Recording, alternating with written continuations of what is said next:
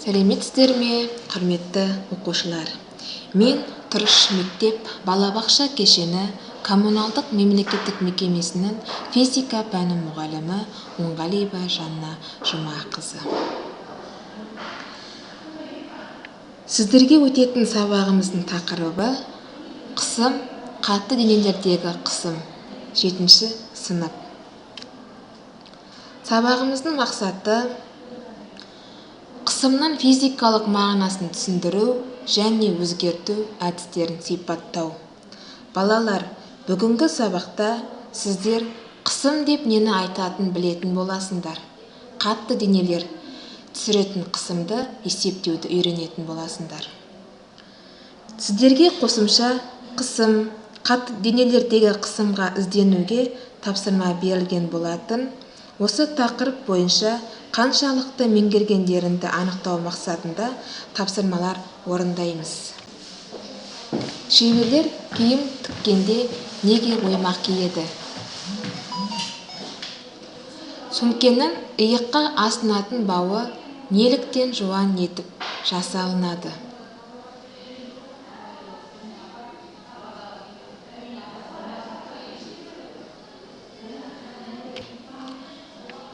Яғни шеберлер киім тіккенде неге оймақ киеді?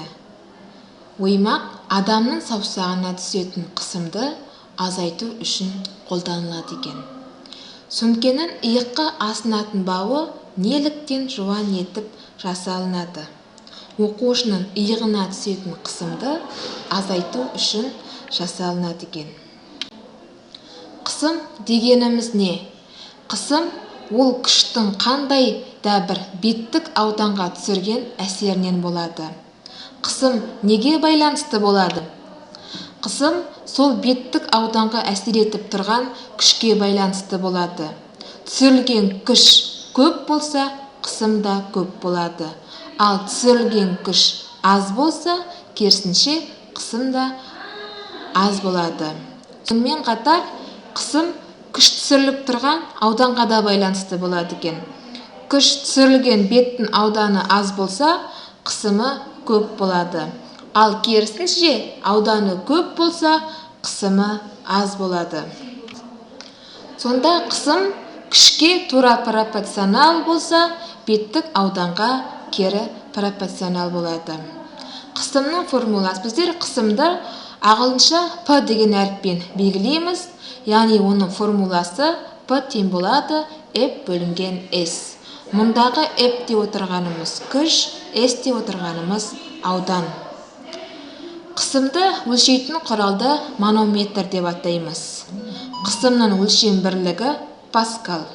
1 паскал дегеніміз 1 метр квадрат ауданға түсірілген 1 ньютон күштің әсері. Паскалдың бірнеше түрлері бар. Гексапаскал, килопаскал, мегапаскал. 1 гексапаскалда 100 паскал бар. 1 килопаскалда 1000 паскал бар. Ал 1 мегапаскалда 1.000.000 паскал бар екен.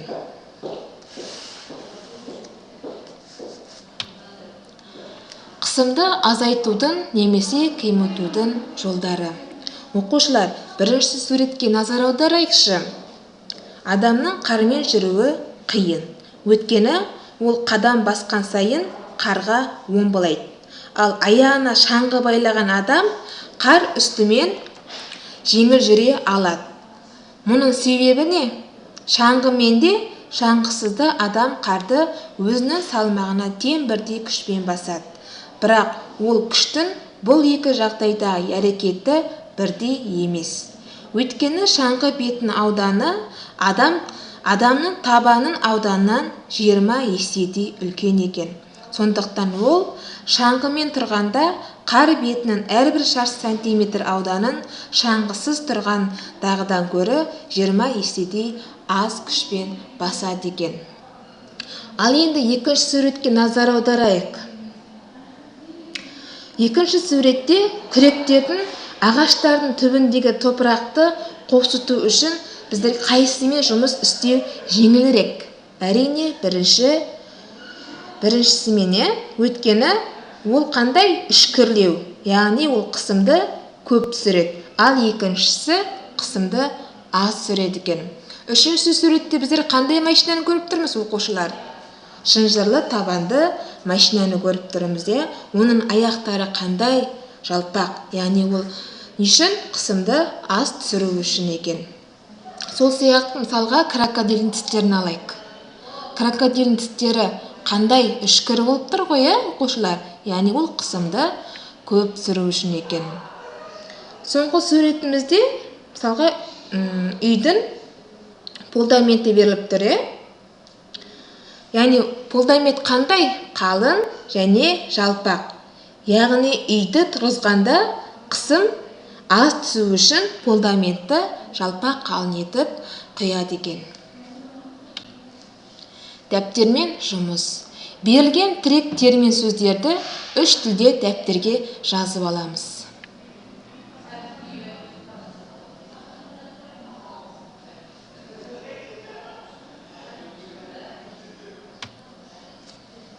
Пысықтау формуланы түрлендіру. Жаңа айтып кеттік, қысымның формуласы P тең болады F бөлінген S. Міне осы формуладан біздер S табатын болсақ, онда F бөлінген P-ға тең. Яғни S-міз аудан, ол күш пен қысымның қатынасына тең екен.